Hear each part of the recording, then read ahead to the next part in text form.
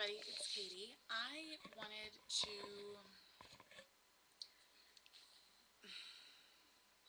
I'm not exactly how, okay, I know that some people set certain goals of things that they want to do when they reach their goal weight.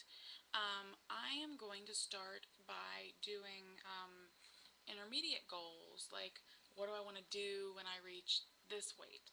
Now, I don't think I've ever said on here what my number one goal is. When I reach my goal weight, which will have me losing 130 pounds. Um, Once I lose 130 pounds, my husband has promised me that we will go on a hot air balloon ride. I've always wanted to ride a hot air balloon. You can even ask my mother. From the time I was a little tiny girl, I've always been just infatuated with hot air balloons. When I see one, it takes my breath away every time. I get so excited. Um, so I have my first intermediate goal, which I'm going to announce right now. And I would love to hear your guys' goals because I love to cheer people on and I love just to get excited when people reach their goals. You know, I'm so happy for people when they do what they actually set out to do. So my first intermediate goal is for my 50-pound mark, because at the 50-pound mark, I believe that's how much I weighed when I got married. So at the 50-pound mark, I am going to attempt to try on my wedding dress again. And I am praying and hoping that it fits. So my goal is for, at my 50-pound mark, to try on my wedding dress again. And hopefully I won't be disappointed. But it's what I want to do. I love that dress. I felt so pretty. I didn't have one thing done to that dress. I bought it and it was made for my body. You know, not a lot of people who get married are 6 feet tall as women.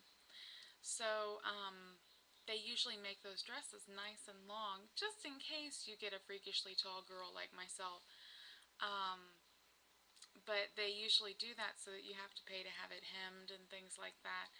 I didn't have one thing done. Now, granted, I have a very tall husband. We're talking pushing 7 feet tall here. So I did not want to be 1 inch taller than I actually was on the day of my wedding, because I wanted people to see how tall my husband was and how little I looked standing next to him. So my goal was to have the flattest shoes that I could possibly find. So what I did is I went and I got little satin house slippers that had the little foam that was like this big, but when I stood on it, it was like this big. So I was completely flat to the floor, basically, in little white satin house slippers. But I had this beautiful dress that weighed a ton, but I felt absolutely gorgeous in it. And it was such a happy day. So that's my new goal for 50 pounds. Once I lose 50 pounds, I am going to attempt to put on the dress and I will model it. So you guys will get to see most of my wedding dress. I don't really have a good setup here to where you can get like full body views. Usually you'll get like either the top or the bottom. So I'm going to, maybe I'll have my husband film it on my camera and then I'll upload it. That takes a long time, but at least you guys will get to see the whole thing. Also, I am going to upload some before pictures. I made a little video on here. I figured out how to use that again. So I'm going to do that. And so you guys will get to see some lovely before pictures. I haven't taken any after pictures yet. Because it's only 35 pounds so far. So, well, 34, 35. So we'll just see how that works out. If you guys want to see some silly pictures of me, most of them are silly. Yeah, yeah, so that's that. Let me know what your goals are because I'm excited. I want to, be there to cheer you guys on. Nothing makes me happier than to see people succeed at something that they set out to do. Um, no weigh-ins this time, obviously, because it's not Friday, but I am still trying to push the water. I'm not really having a lot of output for the water that I'm putting in, so I really hope that I'm doing okay. I don't want to go back to the hospital again. I went back to work today. That was exciting. I got to see one of my clients I haven't seen in like 3 weeks, so it was really great to see her and her sister. And also, I got to see her best friend that was in from Nebraska that I don't get to see that often. So, all is well. I'm really awake for 12 o'clock in the morning for some reason. Oh, by the way, we went and got one of those like splash pools because, my husband really wanted a pool in the backyard, but I didn't want something so unsafe that the baby might, drown and stuff like that. So, um, we got one of those like 12-foot pools with the big ring around the top. And we set it up and we had a perfectly level spot in the yard. Everything was perfect. And we were just sitting there on our little, you know, concrete patio type area, just enjoying the day because we set it up perfect.